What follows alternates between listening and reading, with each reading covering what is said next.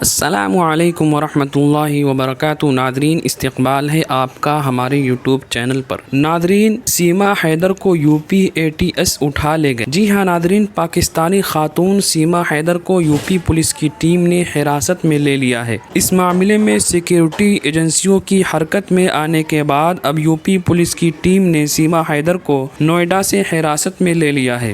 معلومات کے مطابق پیر کو سادہ وردی میں آئی یو پی پولیس کی ٹیمیں سیما حیدر کو گھر سے لے کر گئیں۔ پولیس اہلکاروں نے پہلے دونوں اطراف سے سڑک کو بلاک کر دیا اور پھر سیما حیدر کو باہر لے کر گئے۔ پولیس سیما حیدر کو کہاں لے کر گئی ہے اس کی جانکاری نہیں ملی ہے، لیکن پوچھ گچھ کے لیے لے جایا گیا ہے۔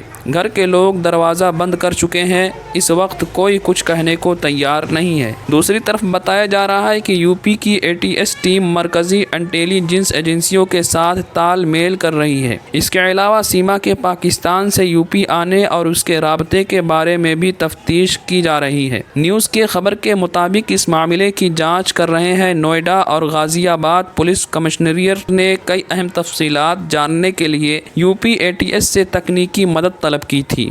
بتا دیں کہ یو پی ATS کی ٹیم نے صرف سیما کو ہی حراست میں لیا ہے، اس کے بوائے فرینڈ کے بارے میں ابھی کچھ معلوم نہیں ہے۔